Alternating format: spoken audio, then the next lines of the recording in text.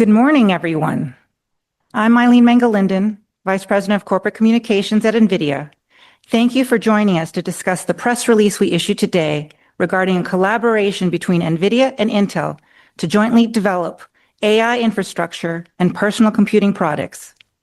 With me on the call today are Jensen Huang, Founder and Chief Executive Officer of NVIDIA, and Lip-Bu Tan, Chief Executive Officer of Intel Corporation. At this time, all participants are in listen-only mode. After prepared remarks, we will conduct a Q&A session. As a reminder, this call is being recorded. The content of today's call is NVIDIA's property. It can't be reproduced or transcribed without prior written consent. During this call, NVIDIA and Intel may make forward-looking statements based on current expectations. These are subject to a number of significant risks and uncertainties. For a discussion of factors that could affect their businesses, please refer to the disclosure in NVIDIA's and Intel's most recent forms, 10-K and 10-Q, and the reports that they may file on Form 8-K with the Securities and Exchange Commission. With that, let me turn the call over to Jensen. Good morning, everyone. AI is driving a reinvention of every layer of the computing stack. 60 years ago, IBM introduced the System 360, the first general-purpose computer. It launched the modern computing era, powered by Moore's Law and CPUs, programmed line by human hands. But general-purpose computing has reached its limits. To keep advancing, we invented a new way forward. NVIDIA pioneered GPU-accelerated computing, increasing performance by orders of magnitude, tens, hundreds, thousands of times faster, while dramatically improving energy and cost efficiency. That innovation opened new frontiers in science and industry, and it sparked the Big Bang of artificial intelligence. Today, we're taking the next great step. Just moments ago, NVIDIA and Intel announced a historic partnership to jointly develop multiple generations of x86 CPUs for data centers and PC products. This collaboration will tightly couple and optimize Intel's x86 CPUs for NVIDIA's AI and accelerated computing architecture. Together, our companies will build custom Intel x86 CPUs for NVIDIA's AI infrastructure platforms, our data center platforms, bringing x86 into NVIDIA's NVLink ecosystem. And for personal computing, we're going to create new Intel x86 SoCs that integrate NVIDIA GPU chiplets, fusing the world's best CPU and GPU to redefine the PC experience. This partnership is a recognition that computing has fundamentally changed. The era of accelerated and AI computing has arrived. Today is a very exciting day and a very big day. Intel and NVIDIA are partnering to drive it forward. I'm delighted to partner with Lip-Bu Tan, longtime friend, and many of my colleagues at Intel in this great partnership, this historic partnership. And now let me turn it over to Lip-Bu to tell you about the exciting partnership we're entering into. Yeah, thank you, Jensen, and thank you all of you for joining. Jensen and I, we know each other for more than 30 years, and I still remember that Jensen had the vision of building the system, platform, software, and with the CUDA, and the long-term vision that he had for the company. And I have to salute to him. He done a fabulous job to building that AI platform, driving the whole new market opportunity. I'm so excited, able to, to work together with Jensen to build a new era. And this is historical collaboration between the two companies. And I think this is a very big, important milestone I call it a game-changing opportunity that we can work together. And I would say that we are proud that NVIDIA is an investor to Intel. And thank you for supporting and confident in us and trust in us. And I think this milestone, the critical role that Intel can play in the ecosystem. And I'm grateful for the confidence and that you place with us. In terms of product perspective, and I think just make 3 points just to add on to building on the Jensen comments. Number one, this collaboration is built on the core strengths of both companies. NVIDIA is clear leader in AI accelerated computing. Intel is a leader in the data center and client PC CPU. This collaboration brings all together for the best for the industry going forward. Number two, this collaboration is unleashed the new era of 86 innovation, and 86 is a foundational role to play in the next era of computing. And I'm excited about what can be created together in the NVLink stack scale solution that based on 86.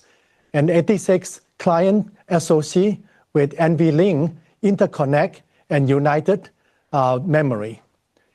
And also the advanced packaging that can bring all together and then to make it together for making the company and for the industry. And number three, all of this is great for our customer. Our motto is very simple: make great products and delight the customer. That is what this collaboration all about.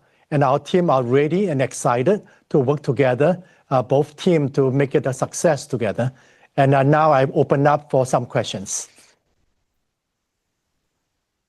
This concludes our prepared remarks. Operator, please open the call for questions. Thank you. Thank you. If you would like to ask a question, please press *1 on your telephone keypad. If you would like to withdraw your question, simply press *1 again. Please ensure that your phone is not on mute when called upon. Thank you. Your first question comes from Jim Cramer of CNBC. Your line is open. Yes, thank you. First, congratulations, gentlemen. Can you help us understand what the market landscape looks like with this product partnership, and how does it expand the opportunity and growth for both companies? Yeah, thanks a lot, Jim. Lip-Bu, I'll take the first shot at it, and go ahead. You could help me out. So if you look at the AI computing world, let me take it in 2 segments. The AI computing world first. These are supercomputers, and as you know, Jim, we recently introduced the scale-up NVLink 72 rack scale computers. That involves designing a custom CPU we call Vera that's tightly integrated with the GPUs, Blackwell GPUs, so that we can disaggregate NVLink switches, scale it up into a rack scale system, essentially have an entire rack behaving as if it's one giant computer, one giant GPU. Well, in order to do that, we have to really customize the CPU to do that. And so this architecture, the NVLink 72 rack scale architecture, is only available for the Vera CPU that we build, the ARM CPU that we build. And for the x86 ecosystem, it's really unavailable except with server CPUs over PCI Express. And that has limitations in how far you could scale these scale-up systems. And so the first opportunity is that we can now, with Intel x86 CPU, integrate it directly into NVLink ecosystem and create these rack scale AI supercomputers. The second thing is there's 150 million laptops sold per year. And NVIDIA's market is largely targets squarely at gaming and workstation markets where the discrete GPUs are used. And we're very successful there, and we continue to grow there, and we're going to continue to grow there. There's an entire segment of the market where the CPU and the GPU are integrated, and it's integrated for form factor reasons. Maybe it's for cost reasons. Maybe it's for battery life reasons, all kinds of different reasons. And that segment has been largely unaddressed by NVIDIA today. And so what the Intel team and I are doing, NVIDIA is doing, is that we're creating an SoC that fuses two processors. It fuses the CPU and NVIDIA's GPU, RTX GPU, using NVLink. And it fuses these two dies into one essentially virtual giant SoC. And that would become essentially a new class of integrated graphics laptops that the world's never seen before. That entire, that segment of the market is really quite rich and it's really quite large, and it's underserved today. With state-of-the-art world-class GPUs like NVIDIA is able to build. Yeah, I think, Jensen, if I can just add on to it, and I think clearly it's all about the scale, and in terms of the best of GPU accelerator, and then the best of 86, and then with the NVLink linked together, and then able to scale. And some of the market that we both are doing well, but we can expand even more in terms of some of the application solution, the vertical market we can go after. If I may just follow up for a second, Jensen, will you be using Intel's foundries to make high-end chips like a Grace Blackwell, or more importantly, a Vera Rubin, the kind of best-in-class semiconductors that right now you have made with Taiwan Semi? Well, we've always evaluated Intel's foundry technology, and we're going to continue to do that. But today, this announcement is squarely focused on these custom CPUs. With this partnership, with this agreement, we're essentially going to be a major customer of Intel server CPUs. This is the very first time. At the moment, we buy CPUs, the ARM-based CPUs from TSMC, and the x86-based PCI Express CPUs are sold openly in the marketplace. In the future, we will buy x86 CPUs from Intel, and we would fuse it with NVLink into our rack scale system. So we're going to become a very large customer of Intel CPUs. The second thing is that we're going to be quite a large supplier of GPU chiplets into Intel x86 CPU SoCs. And so in that particular case, we're going to be a supplier into a market segment we've never addressed. In the server, we're going to be a major customer of Intel's, and we'll integrate it into NVLink 72 and resell CPUs essentially. And so this is going to be a great growth business opportunity for both of us. Mm-hmm. Thank you. Your next question comes from Ian King of Bloomberg. Your line is open. Hi, gentlemen. Thank you very much for doing this. And this is interesting times we're living in. Wondered if you could talk a little bit about how long you've been working on this agreement. And then obviously you talked a lot about custom solutions and custom parts. Those don't happen overnight. When might we get to the point where we're seeing devices in the end markets for sale, please? The two technology teams have been discussing and architecting solutions now for probably coming up to a year. The two architecture teams, well, it's three architecture teams, are working across, of course, the CPU architecture as well as product lines for server and PCs. And so the architecture work is fairly extensive, and the teams are really excited about the new architecture. And so the teams have been working a while, and we're excited about the announcement today.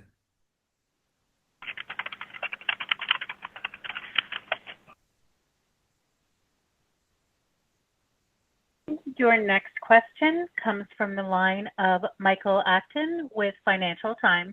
Your line is open. Hi, both.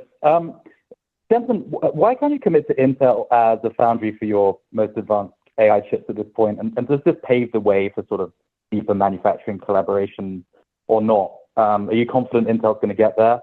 And then secondly, I'd be interested, what sort of involvement did the Trump administration have in this agreement, if any?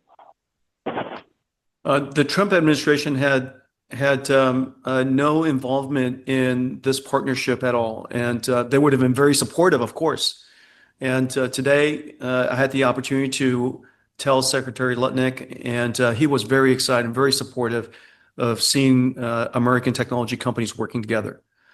I think Lip-Bu and I would both say that TSMC is a world-class foundry. Mm-hmm. And in fact, we're both very successful customers of TSMC's. And the capabilities of TSMC from process technology, their rhythm of execution, the scale of their capacity and infrastructure, the agility of their business operations, just all of the magic that comes together for being a world-class foundry, supporting customers of such diverse needs, is really quite extraordinary. And I just can't you just can't overstate the magic that is TSMC. But today, our conversation today, our partnership today, is completely focused. It is 100% focused on the custom CPUs that we're building for the data center that now has NVLink capabilities, and can connect to the NVLink and the NVIDIA AI supercomputing ecosystem. And it's completely focused on mobile SoCs for consumer PCs that now fuse the world's best CPU and the world's best GPU for consumer products. That segment, the first segment, of course, the data center CPU segment, is probably something along the lines of $30 billion a year or so. In the case of, and this combination of Intel and our technology is going to address a fairly significant swath of that because it is the fastest growing segment. And we all can agree that the future of computing is going to be about AI through and through. And so this is an exciting partnership for the data center market. And then for the consumer market, it's 150 million laptops sold each year. And we're now going to combine the best CPU and the best GPU. And so it's really, really exciting. Lip-Bu?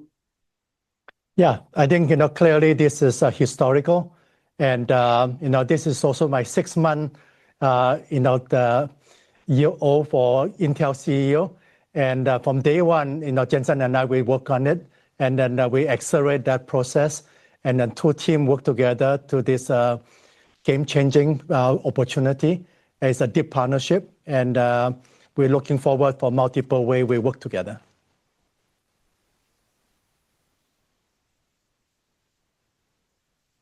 Next question comes from Laura Bratton with Yahoo Finance. Your line is open.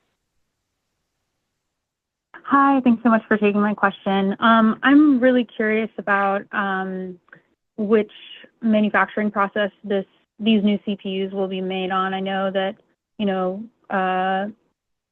Lip-Bu, you said that, 14A is only going to go forward if it has meaningful volume or a customer commitment. I just wonder, can you comment about, which manufacturing process the CPUs would be made on?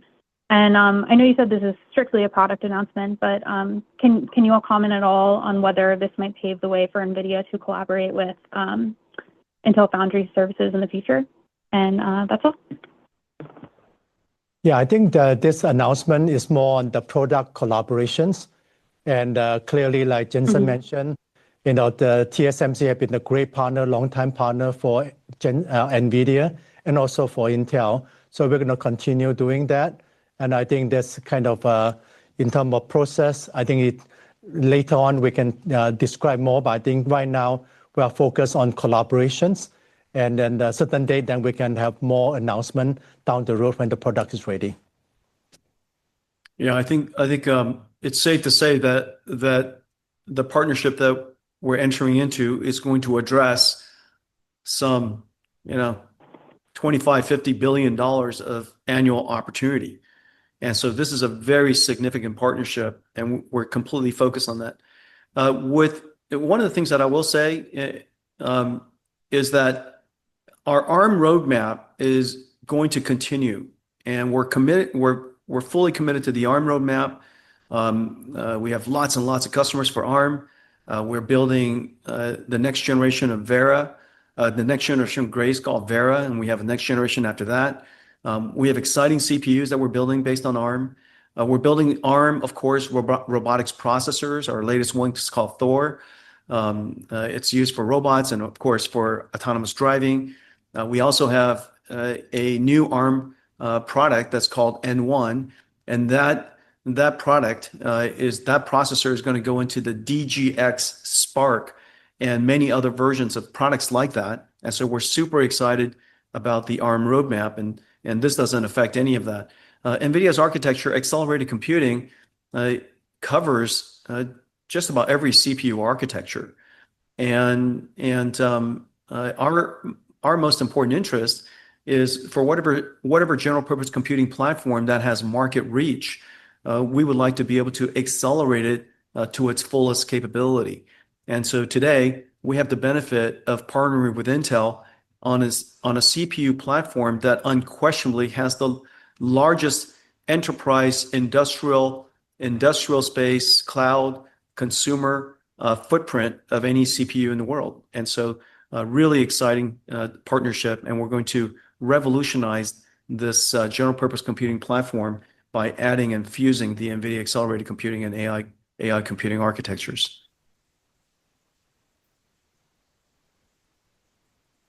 The next question comes from Stephen Nellis with Reuters News. Your line is open.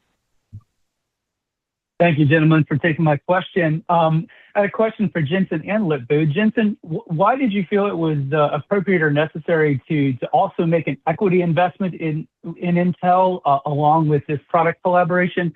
And Lip-Bu, this is now sort of a string of equity investments we've seen from folks. Can we expect other ones from potential partners or foundry customers in the future? I appreciate that question, because we thought it was going to be such an incredible investment. This is a big partnership, and we think it's going to be fantastic for Intel. It's going to be fantastic for us. And we're building revolutionary products that's going to address some $50 billion annual market.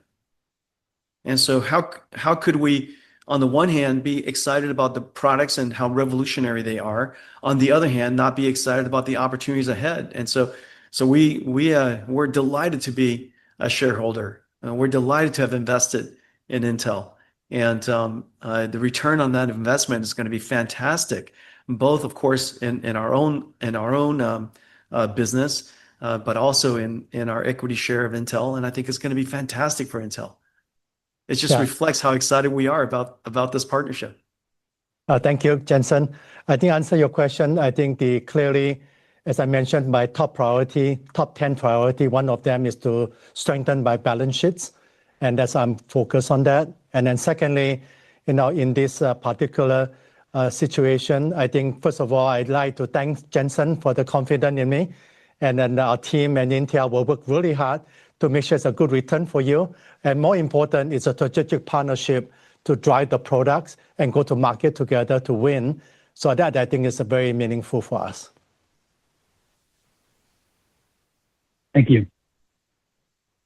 The next question comes from Robbie Whelan with WSJ. Your line is open. Hi, thanks to both of you for the announcement, and congratulations. There have been a lot of questions about whether or not NVIDIA will someday use Intel as its foundry partner for its most advanced AI chips. But with these CPUs that we're talking about under this partnership, will TSMC be fabricating most of those CPUs for the foreseeable future? And then also, just really quickly, what's the bigger addressable market under this partnership, data centers versus PCs and edge computing? In other words, do you expect to be making more CPUs for PCs under this new arrangement or more CPUs for data centers? Lip-Bu, do you want to take the first part? Sure. So I think in terms of we mentioned earlier, this is more the product collaboration announcement. We both sides have a lot of respect for TSMC, C.C. Wei, Morris Chang, and we continue to work with them. In terms of the Intel Foundry, we continue to make progress. And then in terms of the yield performance, 18A, 14A. Clearly, we want to qualify, and then we're going to decide whether this is the right one for doing our foundry. So I think we continue to improve at the right time. Jensen and I will review that. But overall, I think we're going to continue driving our success on the process side, and then win the customer confidence and trust, and then one step at a time. Yeah, I think one of the things, Lip-Bu, that I would also add is that Intel has the Fevros multi-technology packaging capability, and it's really enabling here. And the reason for that is because, as we all know, NVIDIA's GPU technology is based on TSMC's foundry, and this is one of the extraordinary things that you can do, connecting NVIDIA's GPU chiplet with Intel's CPUs in a multi-technology packaging capability and multi-process packaging technology. And so it's really a fabulous way of mixing and matching technology, and that's one of the reasons why we're going to be able to innovate so quickly and build these incredibly complex systems and deliver it as multi-chiplet systems packages. And so I'm really excited about that. Yeah, in terms of the size of, go ahead. Yeah, thank Go you. ahead. I think, Jensen, you brought up a good point about our advanced packaging. For us, and also the EMIB is a really good technology, and we will definitely continue to refine it and make sure that's reliable and the yield improvement. And then, so I think that part definitely will explore the collaboration opportunity. Yeah, with respect to the size of the market, the data center market and the PC market are both large. And we're going to build revolutionary products, first of its kind products. Nothing of its kind has ever been built before for the x86 market. And so I think if my recollection is correct, the data center CPU market is about $25 billion or so annually. And just the notebook market is 150 million notebooks sold each year. And so that kind of gives you a sense of the scale of the work that we're going to do here. We're going to address in terms of the consumer market, we're going to address a vast majority of that consumer PC market, consumer PC notebook market. And with respect to the data center, we're going to bring NVLink, which is the scale-up interconnect, the fabric of NVIDIA, the computing fabric of our company. We're going to bring that capability to Intel. And so I think these are going to be revolutionary products, and I know that all of us working on it are super excited about it. The architects working on it are super excited about it. And so we're looking forward to telling you more about it over time. The next question comes from Edward Ludlow with Bloomberg. Your line is open. Jensen, Lip-Bu, thank you very much for your time and willingness to answer questions. Jensen, I appreciate you talked a lot about the addressable market. Could you explain how NVIDIA participates in the economics of x86? Because you make money on ARM-based CPU, right? So if you could explain how it will work for NVIDIA on the top and bottom line, I'd be grateful. And Lip-Bu, congratulations. You've been in Silicon Valley, so to speak, for a long time, right? If you stand on the Intel roof, you can look across the freeway at NVIDIA. Would you just explain the culture and sentiment inside Intel today in reaction to this new partnership and what it means for the trajectory of you and your staff? Thanks. In the case of the data center to server CPU, it's like us buying Grace CPU from TSMC, integrating it into our rack scale systems and selling that. It's basically the same idea. So we're now, instead of for x86, we don't buy any CPUs. We let the market sort it out. And the CPUs are really sold as discrete servers, separate servers that are then connected with our GPUs in a data center. And that architecture, basically using PCI Express retimers and things like that, basically PCI Express retimers and repeaters, essentially, instead of building servers like that really don't have the ability to scale up to NVLink 72 large fabric systems, we now are able to do that with Intel x86 CPUs. And so we'll buy those CPUs from Intel, and then we'll connect it into super chips that then becomes our compute nodes that then gets integrated into a rack scale AI supercomputer. In the case of our consumer PC, we will sell the current idea is to sell NVIDIA's GPU chiplet either in a pass-through way with Intel or sold to Intel, and that is then packaged into an SoC. And so we buy a server chip on the one hand, I guess server chip on the one hand. We sell a GPU chiplet on the other hand. And in both cases, it expands the market for Intel very significantly, and it expands the market for NVIDIA as well. And then in terms of your question about the culture changes at Intel, and first of all, this is a new Intel culture I'm trying to build, and it's going to be engineering focused, and extending my relationship with Jensen from a Cadence NVIDIA partnership in terms of drive innovation. And now we are so excited to have this partnership to collaborating to the engineering on 86 and also the GPU accelerator and then on the AI side and with NVLink. So I think there's a lot of engineering collaboration together. The culture I want to have is really lean, fast moving, and so that we can match up with the Jensen fast moving culture. So I think that's something that I'm looking forward to build that culture that can match each other to drive the best solution for the market. Once again, if you have a question, it is *1 on your telephone keypad. Your next question comes from Christina Partsinevelos with CNBC. Your line is open. Thank you both for setting this up and taking my question.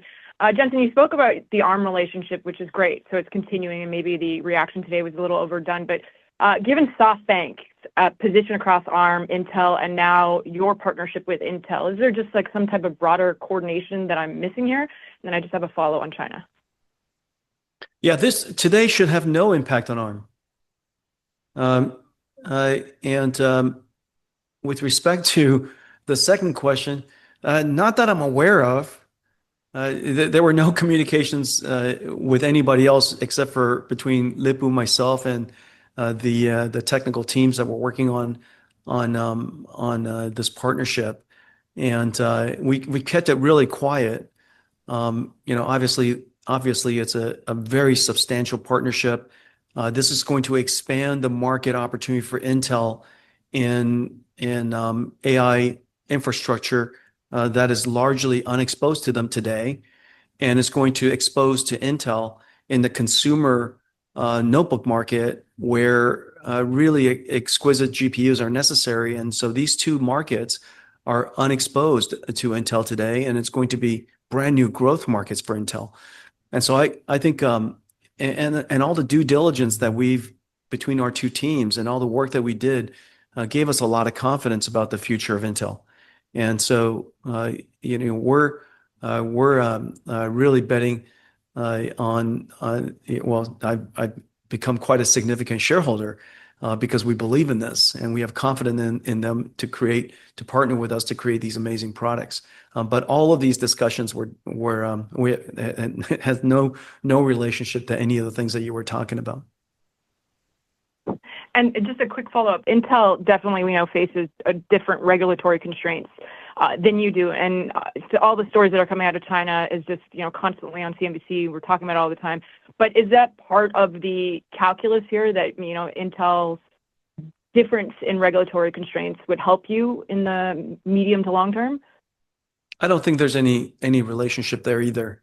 And I don't think there'll be any impact either way. Thank you. The next question comes from Anissa Gardazi with The Information. Your line is open. Hey, thank you too so much for the time and fantastic question. My question for Jensen, I was curious what types of NVIDIA customers are interested in the x86 architecture for the CPU, and do you expect any customers that currently use the ARM CPU to switch to x86 in the future? Well, ARM in the world's CSPs is growing, but the vast majority of the world's CSPs are still x86. The vast majority of cloud instances for enterprise users are still x86. And I think the x86 footprint is still quite large.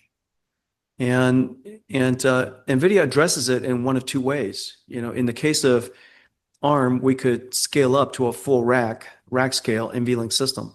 In the case of x86, we address it through external PCI Express retimers, and we scale up to NVLink 8.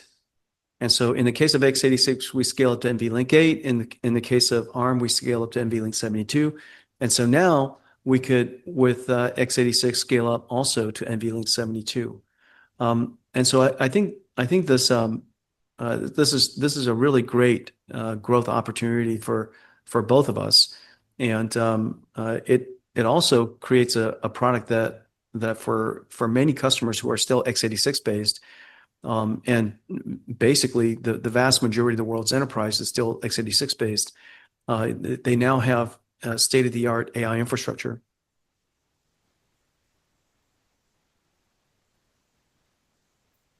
The next question comes from Eva Du with Washington Post. Your line is open. Thank you for holding this. Since President Trump, manufacturing in the United States is such a big push for him, and both your companies have committed to multi-billion-dollar investments in this area. Could you talk a bit about what are realistically the prospects of manufacturing your chips in America? Like, what proportion of your chips do you expect to be made in the U.S. in the near future, and what are sort of the challenges to doing more of the production here? Thank you. Lip-Bu, would you like to go first? Yeah. Clearly, clearly we like President Trump focus on manufacturing in U.S. But I think it's important to address that, and then the opportunity we have in front of us. But meanwhile, we also have the footprint from Intel globally. And so in the way we just meet customer requirement, include the NVIDIA, and then so that they have the flexibility which best suitable for them. And then meanwhile, we continue to improve our yield of performance. And also the other part is the advanced packaging we just talked about. I think it's a great opportunity for both of us.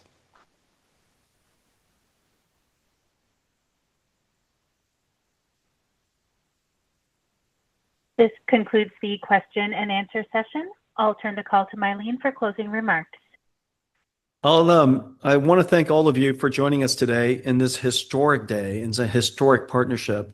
I want to thank Lip-Bu for his leadership and the management team of Intel that we've had the great privilege of working with, architecting two really exciting product lines and architecting this partnership. We're going to go in and address a new computing era where accelerated computing and AI are essential to every aspect of computing, whether it's in the data center, in the cloud, or in mobile devices and personal computers. I'm super excited to start the projects and our partnership. I want to thank Lip-Bu again and the Intel team for this exciting announcement and this exciting new partnership. Lip-Bu? Yep, thank you. First of all, I want to thank Jensen and NVIDIA for the trust and support Intel, and we will work hard to make sure that this will be a great success for both of us. I think more exciting for me is the collaboration, the best of the acceleration AI and also the 86, and then using the NVLink to scale. And I think this is a new compute platform that we are moving forward. And I'm super excited about the opportunity in front of us and a lot of execution. We're going to be doing that. And then stay tuned. We're going to update you at the time come. But I just want to thank all of you for attending this announcement together. Thank you, Lip-Bu. Thanks, Thank you. everybody.